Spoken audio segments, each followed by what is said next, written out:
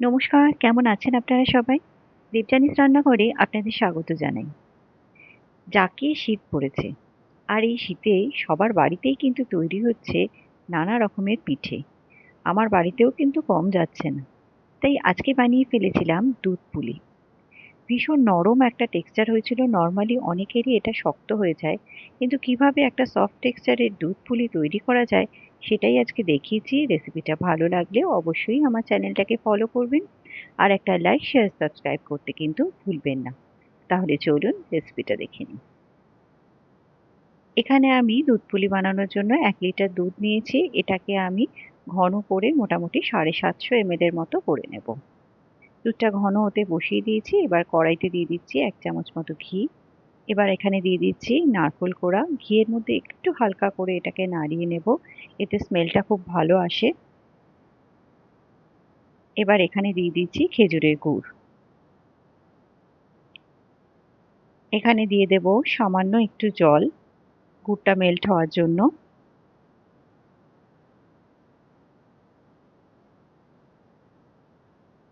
গুড়টা দেখুন এখানে সম্পূর্ণভাবে মেল্ট হয়ে গেছে। এবার এই জলটা একদম পুরোপুরি শুকিয়ে নেব। এখানে জলটা অনেকটাই শুকিয়ে গেছে, এটা আরেকটুও শুকিয়ে নেব। এবার দেখুন এটা কিন্তু একদম হয়ে গেছে, এটাকে নামিয়ে ঠান্ডা করে নেব। এবার এখানে দিয়ে দিচ্ছি 1 কাপ পরিমাণ জল। সামান্য একটু নুন দিয়ে এটাকে ভালো করে ফুটতে দেব। এটা ফুটে উঠলে এখানে দিয়ে দিচ্ছি 1 কাপ পরিমাণ চালের গুঁড়ো। এটা আমি কেনা চালের গুঁড়ো ব্যবহার করেছি। এটাকে ভালো করে জলের সাথে মিশিয়ে নেব, একটা ডো তৈরি করে নেব। এটাকে চারিদিক দিয়ে এভাবে করে যতটা সম্ভব একটা ডো বানিয়ে নেব।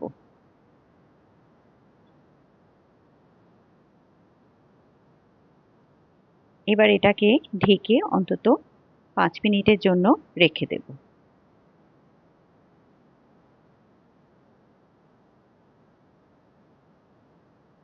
এবার দেখুন 5 মিনিট বাদে এটাকে আমি নামিয়ে নিয়েছি। হাতে একটু একটু করে জল নিয়ে এটাকে ভালো করে সফট করে মেখে নিতে হবে। এটা কিন্তু গরম অবস্থায়ই করতে হবে। এটা মাখা হয়ে গেছে। এবার সামান্য একটু ঘি নিয়ে এটাকে আরেকবারও ভালো করে মেখে নেব। এতে টেক্সচারটাও সফট হবে আরো, আর এটা অনেক স্মুথও হবে। দেখুন এটা তৈরি হয়ে গেছে। এখানে পুরটাও আমার সম্পূর্ণ ঠান্ডা হয়ে গেছে। এখান থেকে ছোট ছোট করে লেচি করে নেব। আমি হাতে সামান্য একটু ঘি লাগিয়ে নিলাম যাতে হাতে লেগে না যায়। এবার এখান থেকে একদম ছোট ছোট করে লেচি করে নিচ্ছি। এখানে সবকটা লেচি হয়ে গেছে। লেচিগুলোকে অবশ্যই ঢেকে রাখবেন। এবার এখানে আমি এভাবে একটা বাটির মতো তৈরি করে নিচ্ছি।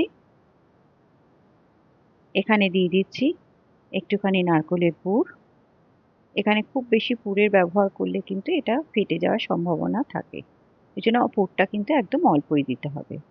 এবার সব দিকটা এভাবে মুড়ে দেব। এবার আমি জাস্ট এই দিকটাকে এভাবে মুড়ে দিয়ে এখানে ছোট্ট মতো করে এভাবে এগুলোকে মুড়ে দিচ্ছি। একটা মোটামুটি ডিজাইন তৈরি করে নিচ্ছি। তবে আপনারা যদি ডিজাইন নাও করেন এটাকে এভাবে একটু মুড়ে দেবেন যাতে এটা খুলে না যায়।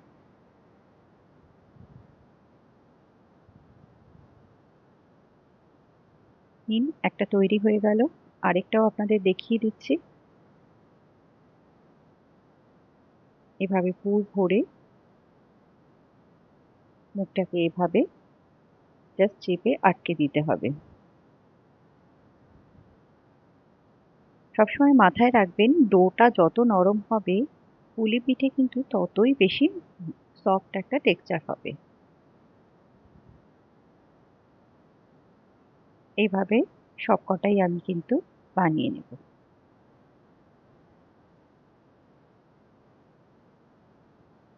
এখানে সবকটা রেডি হয়ে গেছে। এখানে দুধটাও দেখুন আমার এখানে মোটামুটি ফুটে 750 ml মতো হয়ে গেছে। এর মধ্যে আমি 1 চামচ চিনি দিলাম। এবার গুড়টা দিয়ে এটাকে মেল্ট করে নেব। চিনিটা দেওয়ার কারণ হচ্ছে গুড়টা যাতে অনেক সময় কেটে যায়, সেটা কেটে না যায়। এবার যখন এটা পুরোপুরি এভাবে ফুটতে থাকবে পুলি পিঠেগুলোকে ছেড়ে এটাকে মোটামুটি মিনিট 5 আমি ফুটিয়েছিলাম যতক্ষণ না এটা শক্ত হয়ে যাচ্ছে। এই সময় এটাকে খুব বেশি নাড়াচাড়া করলে হবে না। তলাটা হালকা করে একটুখানি নাড়িয়ে দিতে হবে। ব্যাস তৈরি হয়ে গেল। আপনাদের টেক্সচারটা দেখাচ্ছি, দেখুন কতটা এটা সফট হয়েছে, দেখেই বুঝতে পারছেন। আশা করি আজকের রেসিপিটা ভালো লেগেছে। যদি পুলি পিঠে আপনারা না বানিয়ে থাকেন কিংবা বানাতে অসুবিধা হয়, এইভাবে একবার অন্তত ট্রাই করে দেখবেন। আশা করি আপনাদের ভীষণ ভালো লাগবে। ধন্যবাদ।